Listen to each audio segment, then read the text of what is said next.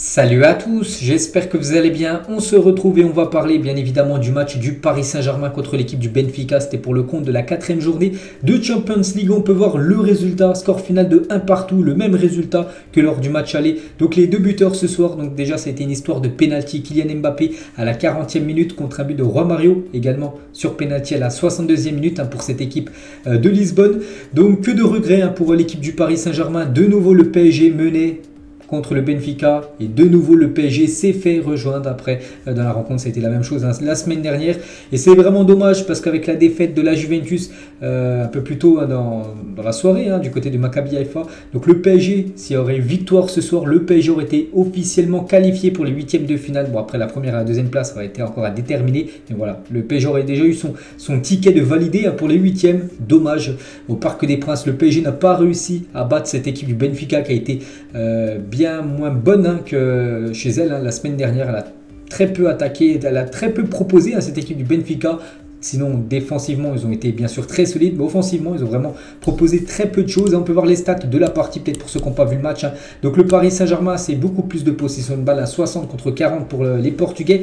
Les tirs, on peut voir que le Paris Saint-Germain, c'est seulement 6 tirs. C'est vrai qu'il y a un gros problème du côté du Paris Saint-Germain depuis quelques matchs. Il n'y a pas que le match ce soir, on l'a vu aussi contre Reims, on l'a vu aussi lors des derniers matchs. Le PSG a beaucoup de mal à se créer des occasions. Seulement 6 tirs dans la rencontre. Voilà, c'est une catastrophe, on va pas se mentir, ça fait un tir quasiment toutes les 15 minutes. Donc pour une équipe comme le PSG, malgré que Messi n'était pas là ce soir, tu ne peux pas tirer que 6 fois dans une rencontre. Bon, après 6 tirs, 3 tirs cadrés, 1 but. Donc l'équipe du Benfica, même ils ont plus tiré les Portugais, 7 tirs, mais bon, une frappe cadrée, c'est le penalty, ils l'ont mis au fond des filets. Mais comme j'ai dit, le PSG, les gars, il y a un gros problème on va dire de se créer des occasions devant. C'est incroyable, on a beaucoup de mal à mettre les défenses adverses en danger. Donc voilà déjà les stats de la partie. Donc c'est vrai, quand on voit les stats, donc on va dire c'est plutôt un nul, plutôt logique. Donc c'est vrai que ça fait peur les gars pour cette équipe du PSG. Je me souviens qu'elle avait commencé très fort le championnat avec des grosses victoires contre Lille, contre Clermont, contre Montpellier. Il y a eu des 5 buts inscrits, des 7 buts inscrits contre Lille. Et là depuis quelques matchs, le PSG galère à marquer des buts. Ce soir ils en ont marqué un partout. Contre Reims, il y a eu 0-0. Le dernier coup contre Nice, in extremis, ils ont gagné 2-1, mais vraiment avec à galère. Vraiment, ils n'arrivent plus du tout à gagner des matchs. En plus, gagnant les matchs avec un score d'écart, on va dire un 2-3-0. Vraiment, voilà, il n'y a plus de match. Voilà, c'est fini. Le score est acquis dans le PSG actuellement, dans une phase un peu compliquée. On va pas se mentir. Et ce match vraiment résume très bien la situation actuellement du PSG. En plus, on sait qu'il manquait Léo Messi. On sent que Léo Messi a beaucoup manqué ce soir parce que j'ai l'impression qu'il n'y a pas de profondeur de banc du côté du PSG. Dès qu'il manque, on va dire, un cadre, surtout en attaque, il n'y a pas d'autre joueur pour le remplacer. Donc voilà, il a été remplacé par Sarabia qu'on n'a pas vu ce soir. Soler, on sait que c'est aussi très juste. Hugo Ekitike, il est tout jeune, il a seulement 20 ans, il découvre la Ligue des Champions, mais bon, il n'a pas du tout le niveau encore pour jouer la Champions League. Donc il va falloir vraiment se pencher les gars sur un numéro 9 du côté du PSG. En plus, on sait qu'aujourd'hui, il y a le gros feuilleton Kylian Mbappé qui voulait quitter le club parce que voilà, le PSG lui avait promis un numéro 9 qui n'est pas là. C'est vrai que il manque ce numéro 9, il manque un défenseur central dans cette équipe et un numéro 9, il faut absolument recruter voilà ces deux postes de la prochaine fenêtre de Mercato, parce que ça se ressent là lors des matchs de Ligue des Champions. Là c'est en phase de poule, mais lors des matchs à élimination directe ça va pas passer. Le PSG va de nouveau avoir d'énormes désillusions. Le PSG va sortir dès les huitièmes, au mieux en quart de finale, mais le PSG ne peut pas gagner la Ligue des Champions en proposant si peu, vraiment voilà, il y a un blessé, un joueur suspendu, un cadre, je vous parle, voilà, il n'y a pas de profondeur de banc, en gros, voilà, personne ne peut remplacer les joueurs, ils ne sont pas au même niveau, en gros, il y a une trop grande différence de niveau, tout simplement. Donc voilà, ça fait peur les gars, vraiment, je suis un peu déçu, parce que moi vraiment je comptais, la semaine dernière je me suis dit c'est un bon point pris du côté du Benfica. Le PSG fera le taf la semaine d'après, donc là ce soir au Parc des Princes, sur les supporters, tout ça. Donc non, ils n'ont pas fait, enfin il y a un partout, mais bon il n'y a pas la victoire, surtout qu'en face voilà, l'équipe du Benfica a très peu proposé de choses, comme j'ai dit, ils ont juste été solides ce soir et le PSG n'a pas non plus montré énormément de choses, donc on a un peu un goût amer voilà, de cette rencontre ce soir. Bon voilà, c'est comme ça, c'est le football, donc maintenant il faut se concentrer sur le match dimanche en Champions League.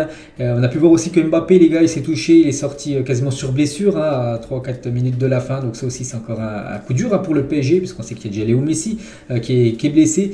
Donc actuellement voilà, les nouvelles du côté du PSG ne sont pas super bonnes. Donc on va passer dans la deuxième partie. J'ai oublié, tiens, rapidement les gars, de vous montrer quand même le classement, hein, bien sûr. Donc le PSG avec ce match nul, un partout. Donc le PSG toujours en tête, hein, devant le Benfica. Donc 8 points les deux équipes, 3 points après. Bon, le PSG quasiment, on peut le dire quasiment qualifié pour les huitièmes. Mais c'est dommage, voilà, parce que cette première place aurait pu être acquise, on va dire, quasiment ce soir. Donc en gros, le PSG devant le Benfica. Donc en gros, il y a plus 3 en différence de but pour les deux équipes. C'est juste le PSG devant le Benfica parce que après, on regarde confrontation directe. Donc vu qu'il y a eu un partout les deux matchs, donc bon, ça c'est annulé, on va dire. Et après, on regarde l'équipe qui a marqué le plus de buts. Et du coup, c'est la même différence de buts. Donc là, il sera plus 3. Donc le troisième critère, c'est l'équipe qui a mis le plus de buts. Donc le PSG en a mis 7, le Benfica actuellement 6. Donc ce serait le PSG pour l'instant qui sera en tête. Mais bon, il reste encore 2 matchs. Tout va bouger, hein, bien sûr. Mais pas que le PSG ira à Turin, alors que l'équipe du Benfica est déjà allée à Turin. Ils se sont imposés 2-1. Donc voilà, hein, vraiment le PSG a croqué ce soir. Dommage, hein, il y avait la place tout simplement, hein, pour prendre 3 points de plus, bien sûr. Hein, 3 points qui ont été, je pense, décisifs, hein, pour cette première place contre le Benfica. Bref. On passe dans la deuxième partie de la vidéo, bien sûr, on va noter cette équipe du Paris Saint-Germain, donc un 3-4-3, donc ça bouge pas, donc bon, c'est l'équipe type à part Sarabia qui a remplacé Léo Messi, sinon voilà, pour moi c'est l'équipe type, hein, bon, il y a Nuno Mendes aussi qui manque, il y a aussi Kimpembe, mais sinon voilà, ils font le taf, hein, ceux qui sont là. Donc on commence avec Donnarumma. Donc Donnarumma, le gardien italien. Donc c'est simple ce soir, hein, l'équipe du Benfica. Donc c'est 7 tirs, 1 tir cadré. Donc il a eu seulement un arrêt à faire. Bon, il n'a pas arrêté. Après voilà, c'est le penalty. Un penalty, on sait que c'est toujours compliqué pour les gardiens. Des fois il y a des arrêts, des fois il n'y en a pas. Ce soir il n'y a pas eu d'arrêt. Sinon bah, il a rien à faire, hein. Voilà, Donnarumma, un match très tranquille pour lui. Donc une note de 5, hein, voilà. Donc un match moyen de sa part. On a eu peur les gars, on a eu peur en première période quand il a pris le ballon du pied, il l'envoyait directement en touche. Après, moi je me suis dit, hein, dans ma tête, je préfère qu'il fasse ça. Il aurait fait ça les gars contre le Real Madrid la saison dernière. Le Real Madrid, je pense pas qu'ils auraient eu la Ligue des Champions la saison dernière et le PSG serait allé au moins en quart de finale, hein. Donc voilà, il ne faut pas prendre de risques. Pour moi, il a pris la bonne décision d'avoir tiré en touche sans en danger. Bon, voilà, qu'il la mette en touche, hein. Mais bon, c'est qu'il n'est pas du tout rassurant quand même au pied, hein. Donnarumma donc 5, hein, il n'a rien eu à faire ce soir. Il a pris un but sur péno, c'est comme ça. On passe cette fois-ci à Danilo. Donc Danilo depuis quelques matchs, hein, vraiment chaque fois très serein, très bon. Et ce soir, ben, c'est la même chose, hein, c'est un bon match de sa part. Une note de 7, il a récupéré pas mal de ballons. Voilà, il a été plutôt bon aussi niveau précision de passe, hein, tout ça, parce que c'est important bien sûr, hein, voilà, parce que quand tu fais des passes, tu les perds direct, tu la rends direct aux adversaires. Bon, c'est pas ouf, hein, ça remet ton équipe en danger. Il faut récupérer le ballon, tout ça. Non, mais vraiment ce soir, il était bon, hein, Danilo. Donc une note de 7 pour lui. Je l'ai trouvé meilleur Danilo que Marquinhos. À Marquinhos, je lui ai mis la note de 6. Voilà pour Marquinhos. Et la même chose aussi pour Sergio Ramos. Voilà, parce que on va dire la défense du Paris Saint-Germain n'a pas eu énormément de choses à faire, hein. Vraiment la semaine dernière, ils avaient pas mal de boulot, hein, des énormes face-à-face contre Donnarumma. Mais vraiment ce soir, hein, c'était très tranquille. Il y a juste ce penalty dommage, hein. Vraiment, il y aurait une victoire à 0, ça aurait été parfait. Voilà, ce péno, hein, bien sûr, qui plombe, on va dire, à cette soirée. Donc 7 Danilo et 6-6 pour Marquinhos et Sergio Ramos. On passe cette fois-ci à Juan Bernat. Donc Bernat, une note de 6 ce soir. Donc décisif, hein, c'est lui qui provoque le penalty avec une belle percée, on va dire, hein. Il reçoit le ballon, bon, in extremis, voilà, le joueur du Benfica lui fait faute. Bien sûr, il y a penalty, il n'y a rien à dire. Donc une note de 6 là, pour Juan Bernat. Après, on sait que c'est pas le même niveau déjà que lui. À l'époque, hein, il y a 3-4 ans où il était bien plus performant, on sent qu'il a une meilleure condition physique il y a 3-4 ans. Bon, il commence à prendre de l'âge, Juan Bernat, et c'est pas le même niveau, c'est vrai que Nuno Mendes. Après, Mendes est beaucoup plus jeune, mais bon, il a été décisif ce soir. Bien sûr, je mets la moyenne, je mets note de 6, Juan Bernat. On passe de l'autre côté, Achraf Hakimi, que j'ai trouvé un cran en dessous, hein, par rapport à Bernat, une note de 5. Voilà, je mets la moyenne. En début de match, il a eu pas mal, enfin, il a eu du mal, hein, je me souviens, il a perdu pas mal de ballons. Dommage, hein, dommage, des fois, il fait pas des super bons choix, Achraf Hakimi. Bon, voilà, c'est comme ça. J'ai l'impression que des fois, il est un peu irrégulier, hein, dans ses prestations, le joueur marocain. Donc voilà, 5, hein, voilà, pour sa prestation ce soir.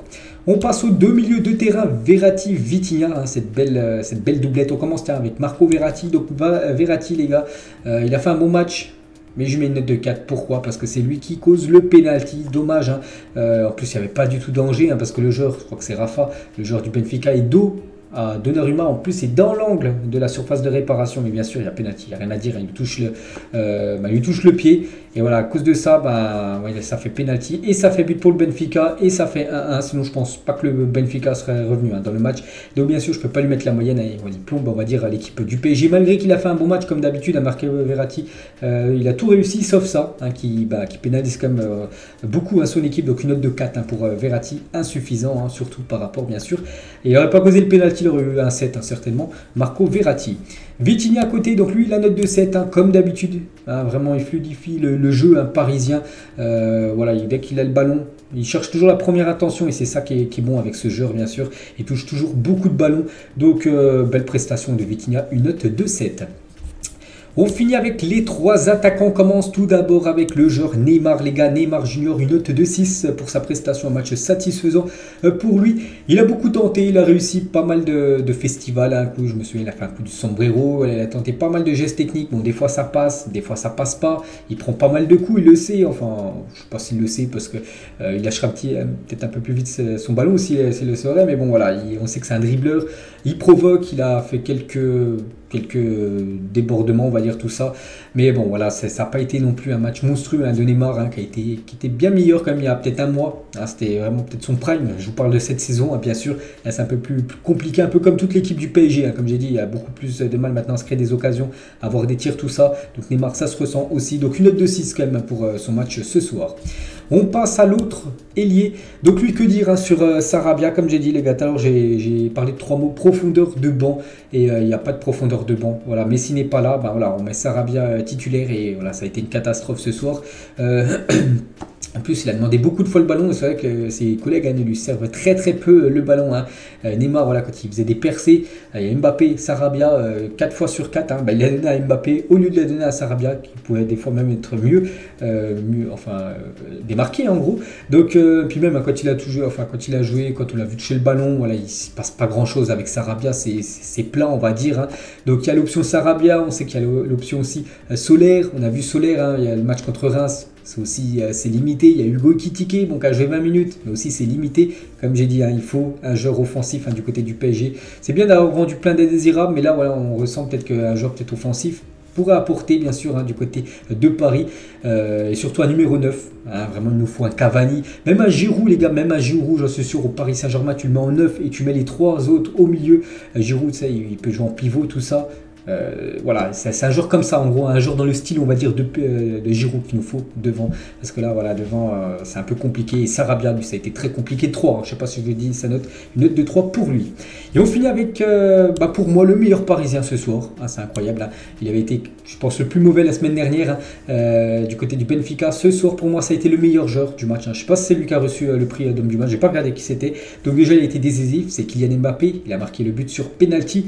Et il a été bon. Mbappé, je lui mets la note de 7, je ne vais pas non plus augmenter la note, parce que voilà, le PSG n'a pas gagné, il n'a pas marqué de doublé, voire de triplé, mais il a fait son match, et je l'ai beaucoup vu sur un côté, je ne sais plus si c'est à gauche ou à droite, mais vraiment sur ce côté où il veut jouer Kylian Mbappé. C'est vrai que c'est un joueur, n'oubliez pas qu'il est parti quasiment en clash avec le PSG, parce qu'il ne veut plus jouer numéro 9 avançant, c'est pivot, tout ça, il ne veut pas jouer ce poste-là, et c'est vrai qu'Mbappé, c'est pas ce poste-là.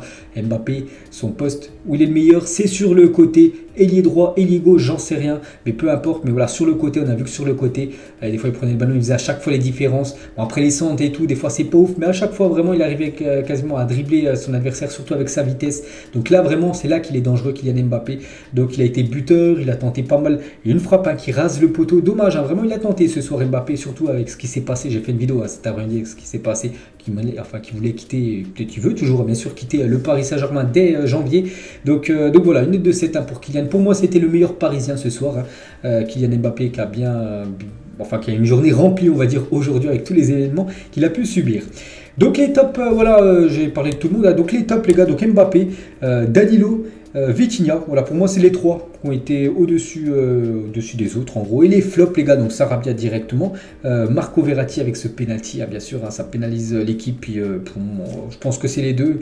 Voilà, Sarabia, Verratti, donc voilà, qui n'ont pas été à la hauteur. Bon, Verratti, c'est juste à cause de ce penalty, bien sûr, causé. Donc voilà, les gars, ce qu'il y a à dire ce soir concernant ce PSG Benfica.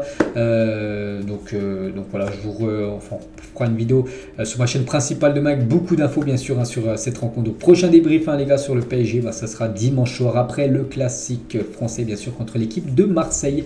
Allez, moi je vous laisse, bonne soirée à vous et à plus tard.